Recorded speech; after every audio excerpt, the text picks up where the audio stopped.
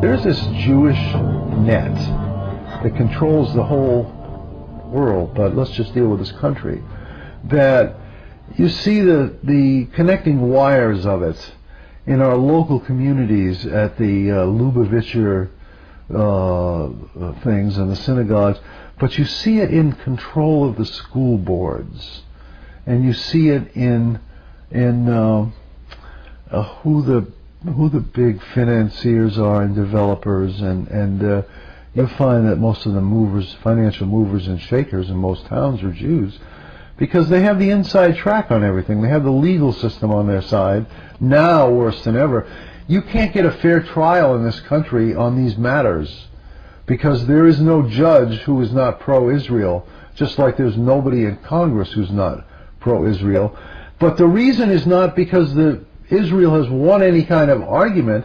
They've bribed everyone, both in terms of real bribes, but also in terms of the secondary effects of people. Your wife, what was Obama's wife making at a job that didn't exist for this Chicago government agency? She was making like $500,000 a year.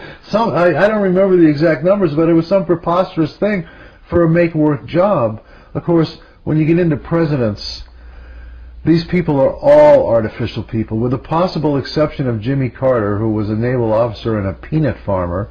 That might have been the most solid occupation of any president we've ever had since maybe Andrew Jackson or somebody. But all of these other guys, Obama. I looked at Herbert Hoover the other day. He was a bagman for Rockefeller and Rothschild.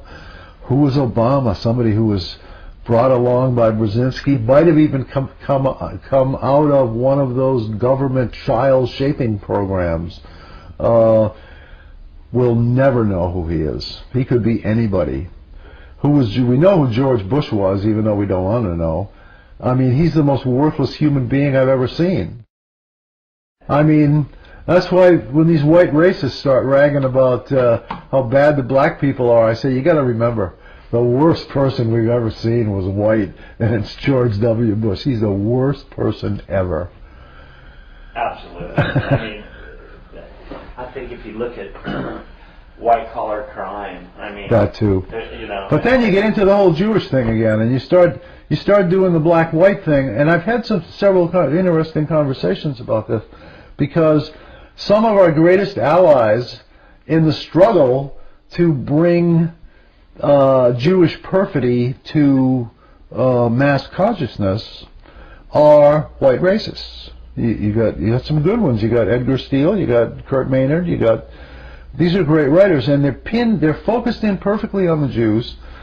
They can see that they control America, and really have control of every system that we have, and these systems are deteriorating because the ones they didn't invent, they took over and now control all of the systems that we have. So they're all slowly self-destructing. Something about cars in Detroit relates to that, but I don't want to go into that. Where was I going with that?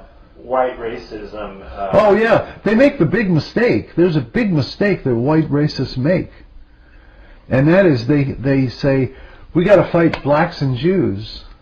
Number one at a time. Only fight one enemy at a time. And I'm not so sure the blacks are our enemy. The blacks are our fellow victims. The Jews have, and I think the Jews finance people like that, because there are people on the you can't use right and left anymore. There are pro-Nazi organizations.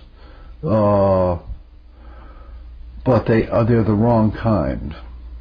It's one thing to say Hitler had a specific plan and he just wanted to reconstruct Germany, didn't want to conquer the world. The whole thing about him going after the world is all Jewish crap. Really, as you said, the biggest hate crimes going on are this mass conditioning to hate Muslims, because the Muslims have the Jews' number.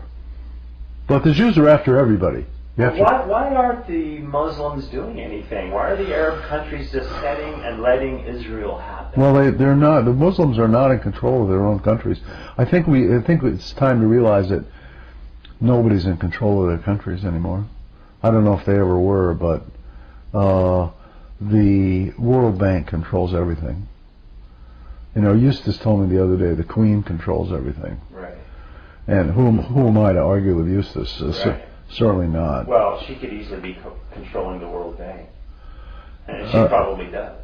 Yeah, she probably does, but the methods. I've heard that argument more than once. Yeah, the methods that she's using to control all this are solidly Jews, because it's. I think it's larger than one person. Oh, it is. It's like we throw the name Rothschild around, and Rockefeller, and Schiff, and Warburg, and Untermeyer, and all these other Jewish names, but there's really a top group, you know, that produces the leaders in Israel and consists of the most successful bankers who all work for that same Rothschild team. And it's spread out to other names now, but I think the Rothschilds are still at the center of it because they have always had, since 1850, so much more money than anybody else that they've been able to buy anything they wanted. They had $6 billion in 1850. And calculating that at 6% interest, which is not an unreasonable, gives them today a sum that is like 5,000 times greater than the gross national product of the United States. So these big 700, how big was that bill? $783 billion bailouts. Bush's first bailout? Whatever. There was one bailout that was that, and there's, I think, been 3 or 4. Is chump change to them. And wasn't that just to pay bonuses? I think it turned out that way. We have a system we can't trust. We can't trust the system. Nobody trusts the system. And they don't know who to blame. Well, they're blaming each other. They're pointing fingers at each other. That's what they do, Democrats and Republicans. Right. They're split right down the middle, and they got each other fighting, and it's totally distraction. It's not only It should be all of us against them. Right. But they got us split in two. We can't always see it. Always divide and conquer. They would die. They would be over if we got together and said, "Wait a minute, it's not us, it's them." Well, I think they're going to die an unnatural death when we change the currency. Not to the Amero or anything like that, but when money is restored to its proper value as a medium of exchange rather than a goal unto itself. How can they do that? I don't know.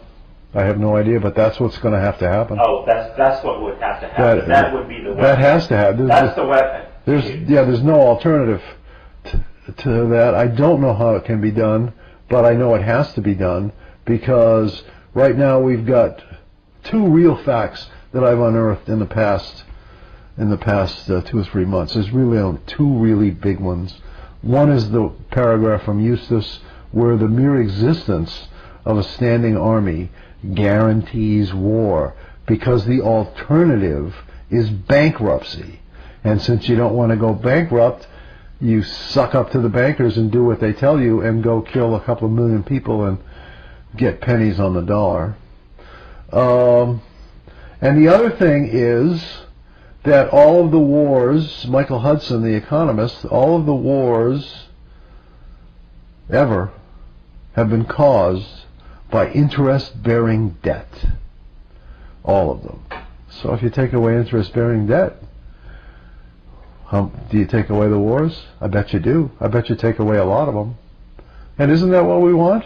That's what we want. That's not what they want because war is where the money is.